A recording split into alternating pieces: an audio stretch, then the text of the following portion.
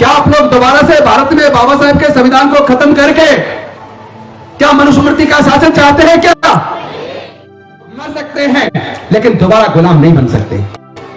और ऐसी व्यवस्था जिसने कुछ ही लोगों को औजार हथियार रखने का अधिकार दिया, जिसकी वजह से बाकी लोगों को न औजार हथियार रखने का अधिकार दिया, न पढ़ने का ज्ञान का अधिकार दिया, इसी वजह से भारत हजारों साल गुलाम रहा।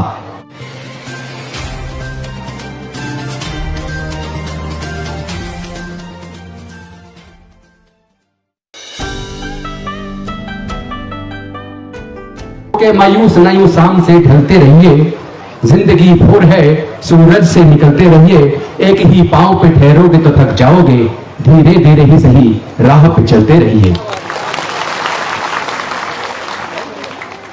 आज हमें एक बात को सोचकर चिंता पैदा होती है, और चिंता इस बात को सोचकर पैदा होती है कि हमारे समाज की हजारों साल तक गुलामी क्यों चली। हमारे समाज के लोग, दलित, पिछड़े, आदिवासी लगभग 3-3.5 हजार साल तक गुलाम क्यों रहे? ऐसे कौन से कारण थे? ऐसा तो हो नहीं सकता कि हमारे बुजुर्गों ने यह ना चाहा हो कि हमारे बच्चे आजाद हो, हमारे बच्चे भी पढ़े लिखे, हमारे बच्चे भी ज्ञान अर्जित करें, हमारे लोग भी शासक बने, हमारे लोग भी पूरे प्राकृतिक संसाधनों में हिस्सेदार बने, हमारे लोगों का भी मान सम्मान हो, हमारे लोग भी स्वाभिमान के साथ जी सके। ऐसा नहीं हो सकता कि हमारे बुजुर्गों ने ऐसा ना चाहा हो। तो फिर कौन से कारण हैं कि हमारे समाज के लोग लगभग 3-3.5 हजार साल तक गुलाम रहे? हमारे इतने लंबे समय तक गुलामी के कारण क्या है? अगर मैं इन गुलामी के कारणों को ढूंढने का प्रयास करता हूं तो मुझे मुख्य रूप से 2 कारण नजर आते हैं। पहला कारण, ऐसे धार्मिक ग्रंथ जिन्होंने हमारे समाज के पढ़ने लिखने पर, ज्ञान अर्जित करने पर धार्मिक बंदिश लगाई।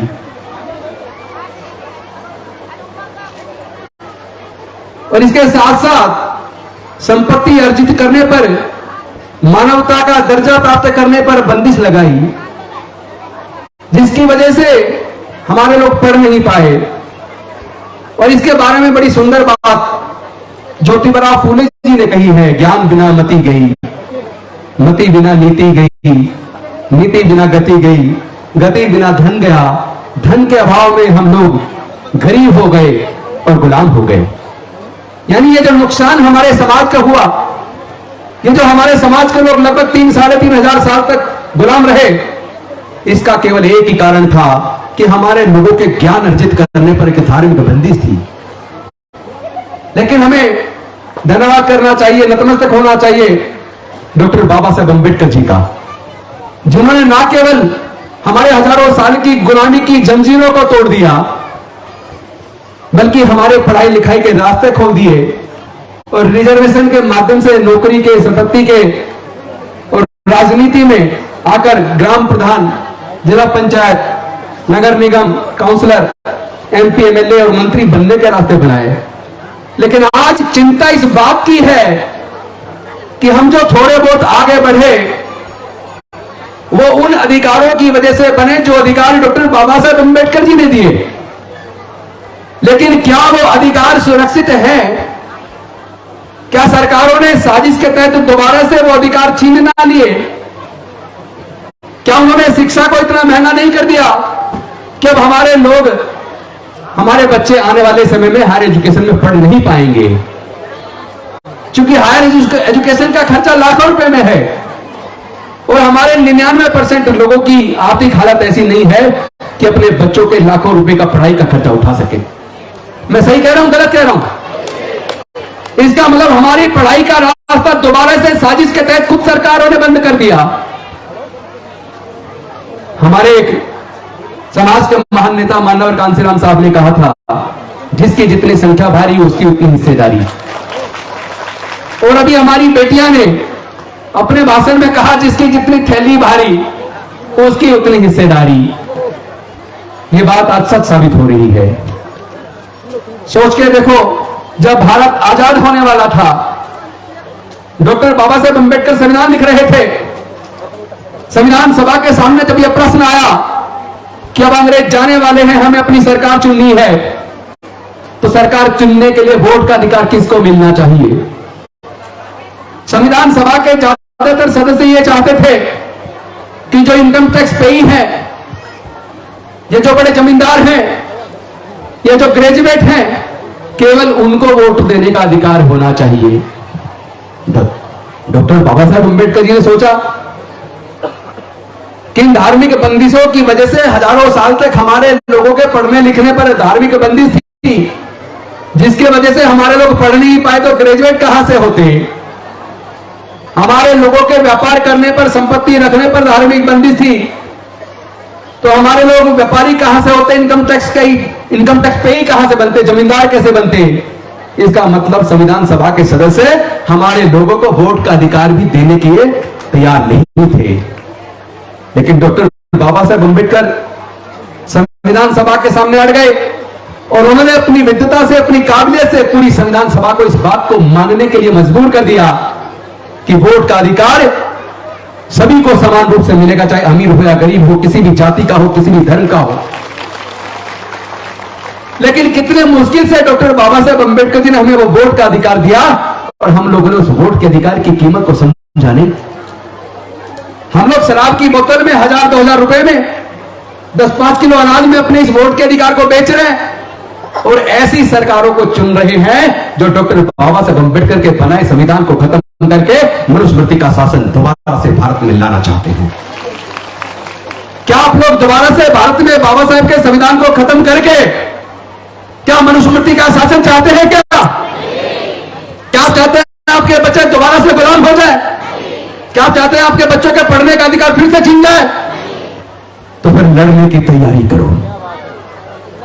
होके मायूस नहीं, शाम से ढलते रहिए। ये वाली बात तो पहले कही, अब दूसरी बात कह रहा हूं। ये खामोश मिजाजी तुम्हें जीने नहीं देगी। ये खामोश मिजाजी तुम्हें जीने नहीं देगी। इस दौर में अगर जीना है तो कोहराम में जागो। जंग का ऐलान हो चुका है। एक वो सामाजिक व्यवस्था है जो समाज को जाति और धर्म में बांटती है, जो किसी को जन्म से नीच बनाती है, किसी को जन्म से ऊंच बनाती है, जो मुट्ठी भर लोगों को प्राकृतिक संसाधनों का मालिक बनाती है। वो व्यवस्था बाबा साहब के संविधान को खत्म करके मनुस्मृति भारत में दोबारा से लाना चाहती है। एक दूसरी सामाजिक व्यवस्था है जो समता, स्वतंत्रता, बंधुता, न्याय, प्रज्ञा, शील, करुणा और मैत्री पर आधारित है, जो भारत में बाबा साहेब के संविधान से बनी है,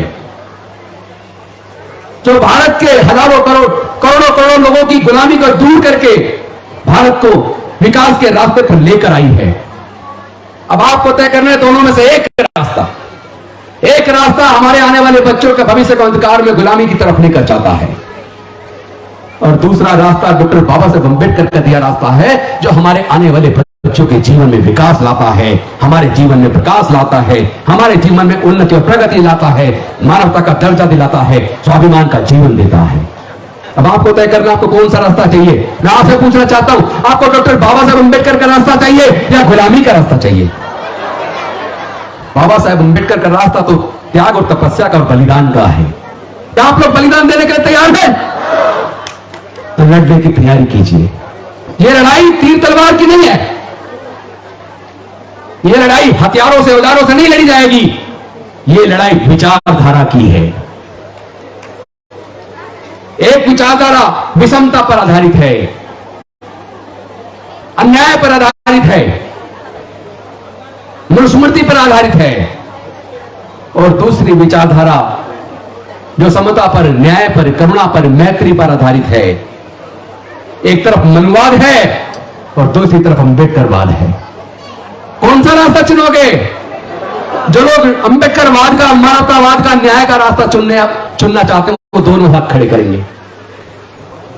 तो न्याय की लड़ाई को जीतने की तैयारी करो।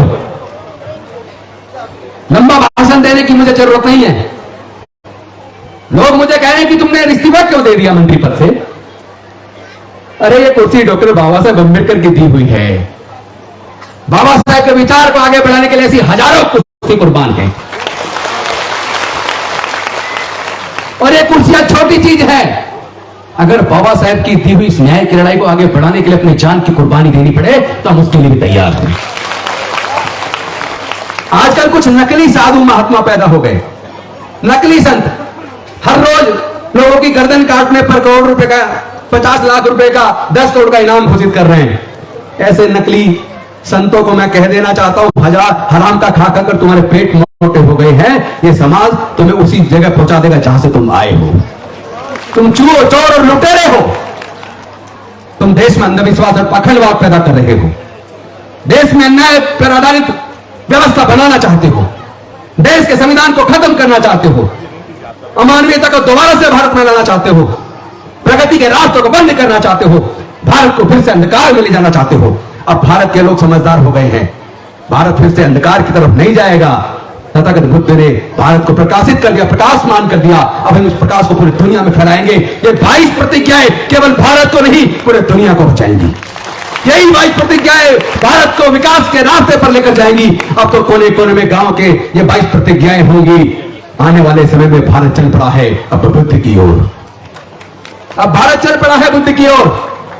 बुद्ध की ओर चलने का मतलब है समता, स्वतंत्रता, बंधुता, न्याय, प्रज्ञा, करुणा और मैत्री पर आधारित एक ऐसा समाज जहां सब लोग बड़े प्यार के साथ, शांति के साथ, आपस में प्यार बांटते हुए, एक दूसरे के सम्मान करते हुए, एक दूसरे के अधिकार की इज्जत करते हुए, अपने देश को, भारत को प्राथमिकता देते हुए, चूंकि हमें सबको स्वीकार करना चाहिए, हमें इस बात पे गर्व करना चाहिए कि हम भारतीय हैं। जाति और धर्म पर जो लोग कहते हैं कि मैं हिंदू हूं, मैं मुसलमान हूं, मैं ब्राह्मण हूं, इस बात पे गर्व है। अरे गर्व ही करना तो भारतीय होने पर करो। अन्याय गर्व करने की चीज नहीं है। विषमता गर्व करने की चीज नहीं है। शोषण गर्व करने की चीज नहीं है।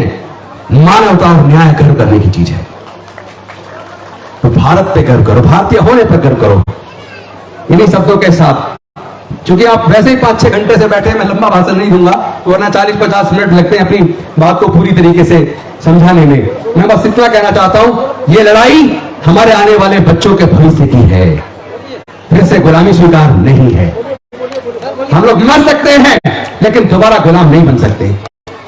और ऐसी व्यवस्था जिसने कुछ ही लोगों को औजार हथियार रखने का अधिकार दिया, जिसकी वजह से बाकी लोगों को ना औजार हथियार रखने का अधिकार दिया, ना पढ़ने का, ज्ञान का अधिकार दिया, इसी वजह से भारत हजारों साल गुलाम रहा। क्योंकि अब तथागत बुद्ध का ज्ञान और बाबा साहेब का मार्गदर्शन हमें मिल चुका है, तो फिर से भारत को हम लोग गुलाम तो नहीं होने देंगे। इसी संकल्प के साथ मैं अपनी वाणी को विराम देता हूं। बहुत बहुत धन्यवाद। जय भीम, जय भारत, नमो बुद्धाय।